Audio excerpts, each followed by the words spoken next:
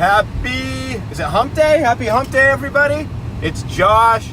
I'm just leaving, getting a little bit of a late start to the office today. I was there real early this morning to get my golf clubs and get a quick round to 18 in, but now I'm headed in. Guys, I just wanted to talk about something going on right now. We have a deal in Portland going on right now, and this will help a lot of you guys out there. If you ever have had or are ever scared of having a property that you think is a good deal and you can't get it sold, here's something that you can do.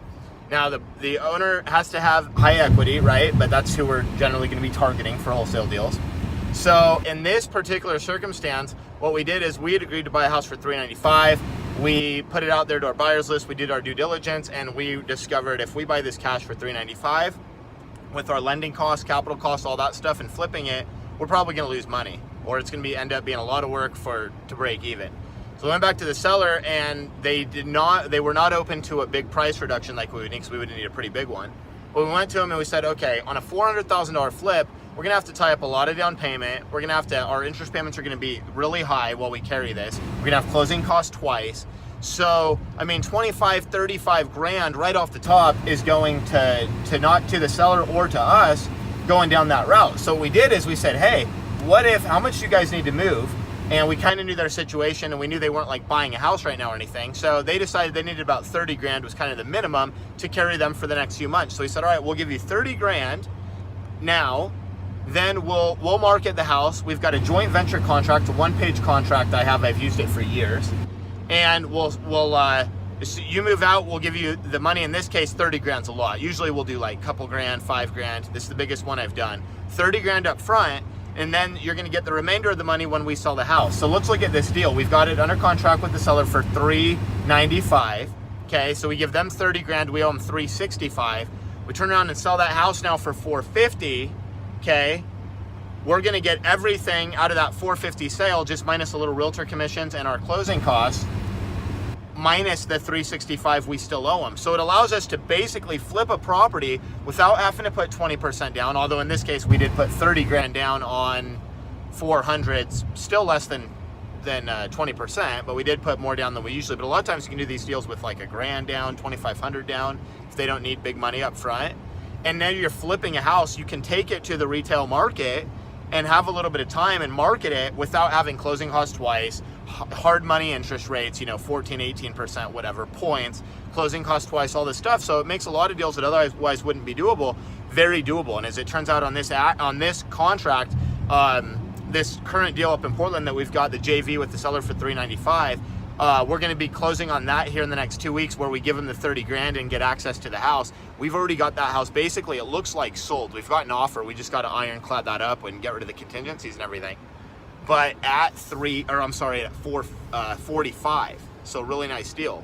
Now again, taking the same numbers, if we're like maybe gonna sell it at 445, we're buying it for 395, we're gonna be in that thing 4.25 after interest and carrying costs and closing costs twice and paying the lender and all that stuff and commissions. So if we can do it this way, we just took what would have been a really small, thin margin to make 10 or 20 grand maybe. Now we'll make even more than that without the exposure, without the capital tied up, without all that headache. So guys, I have this contract. I go over it inside of Flip Hackers. It's an awesome contract, but a lot of people aren't even aware of this concept, and it's something, we don't do it, it's not like we're doing one of these a week, but I would say 1.25, we'll do a JV deal like this. And I can't tell you how many deals we've had that have been $30,000, $40,000, $50,000 deals that we otherwise probably would have just cut because it was going to be maybe a $10,000 or $20,000 flip, and for all the time and energy and risk and tying up our money, it wasn't worth it. But by switching it to a JV, freeing up all that money that would be going to a hard money lender and doing closing costs twice, now instead of being a 10 or 20 grand deal, is a $30,000, $40,000, $50,000 deal, right? Without tying up all of our money. So again, this one's kind of an exception because we are giving them 30 grand up front. That's a little bit more than we normally do, but still, I mean, we'd be paying probably 2/3 of that just to a lender to get the financing on the deal if we're going to close on it ourselves and just as a traditional, regular closing and flip. And again, that money wouldn't be going to profit, or to the seller. So we still got to create that spread, and we don't get that money as profit, whereas here, much easier. And that 30 grand, yeah, we got to come out of pocket 30 grand, but coming off the $395 we're giving them. So now we'll just get that, we'll get it back, you know, when we close on the property, plus all of our profit. So sweet deal.